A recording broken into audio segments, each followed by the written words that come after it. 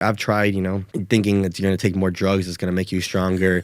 Hell no, it's going to make you weaker, if anything, more side effects. What are some things within your training? Because, I think you actually mentioned when the podcast started was a cue that you use now. Instead of like focusing on your knees, you focus on spreading the ground. Yeah. So what kind of, and actually, you know what, let's focus on that real quick.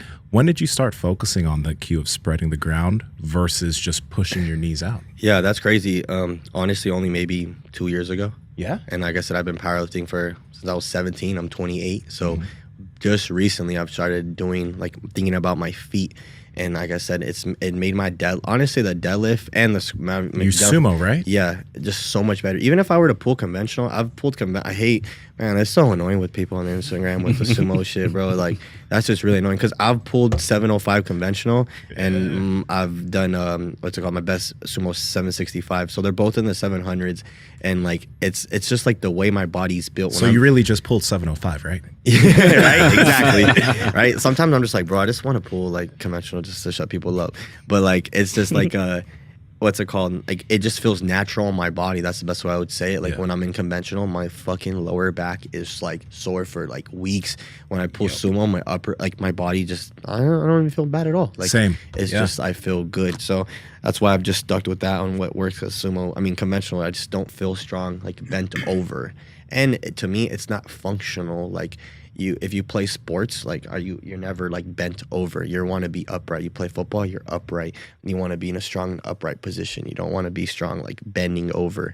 So to me, I always say like sumo's actually way more functional because you're building more of your upper back. And what's the most freaking like common problem with humans? Lower back pain. Like the most studied thing, lower back pain. Why are you gonna do something that's like already messing it up? Not messing up your lower back, but you most likely have a weak lower back and you're going to the gym and you're going to do more lower back stuff. Like, it's not going to make it better.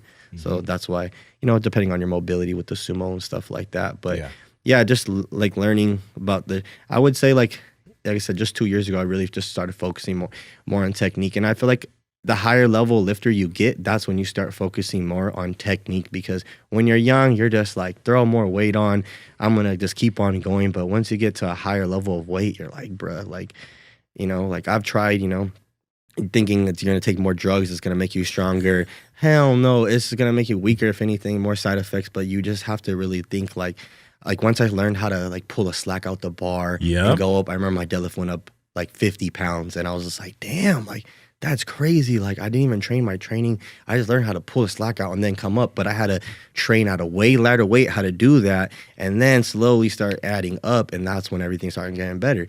And then same thing for my bench. I used to, the cue, everybody used to tuck your elbows or like bend the bar. So when I was benching, I've been using too much of my tricep for years. Just for years, I've been trying to just bend the bar. So I'm using so much of my tricep, not much on my scapula. So now I had someone, I forget his guy, I think Instagram is like Roger Street or something like that, some like PT guy. But he told me, I showed him one of my bench videos. He's like, think more about like opening up the bar, like the red band, you want to open up that red band and then press up.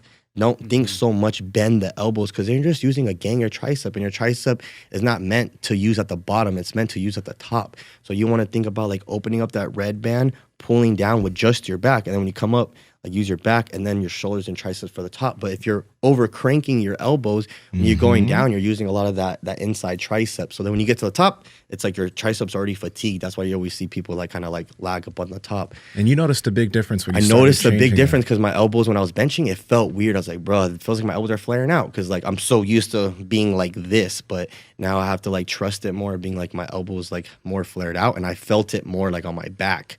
So just like little cues like that has helped my like, my training. But yeah, the technique, if all you young lifters out there like listening, like it's so, you have to be stubborn and like get hurt. That's how I've like done it, but if you cannot be stubborn and get hurt and like learn from other people, but once you get the technique and develop it, that's like when I see someone with good technique, it makes me so happy. Like even if they're lifting lightweight, because I'm like, bro, just keep on doing what you're doing. Like you're gonna be a beast one day. Like it's just keep on with their technique. When you see someone back there, you're like, oh god, bro, I feel bad for this guy. Or like, you don't want to tell him, hey, like this is a long story. Yeah, this is gonna be a long story for that guy. Or that's gonna be the guy saying, I've hurt my back, and he's over here just freaking hip, like, or letting his hip shoot back and stuff like that. So you're just like, oh man, I feel sorry for that that guy. When it comes to that movement that you're talking about with the arms on the bench press, I think you were mentioning red band. So I've seen people, double bench up with that. I've seen that. Yeah, I've never tried that. A mini band works really well. You just fold it over and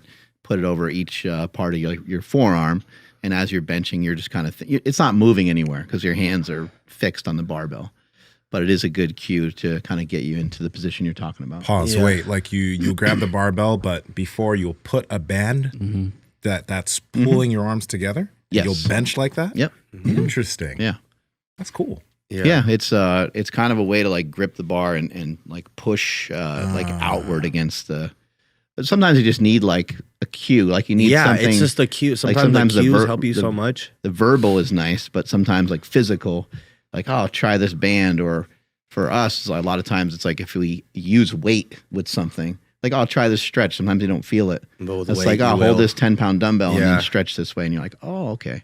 Guys, we're working hard over here trying to learn, trying to bring our information to you, and we need your help. A lot of you guys watching these bites aren't subscribed, so just click that red subscribe button and hit the notification bell so you can see when we continue to come out with this heat. Talk to y'all later.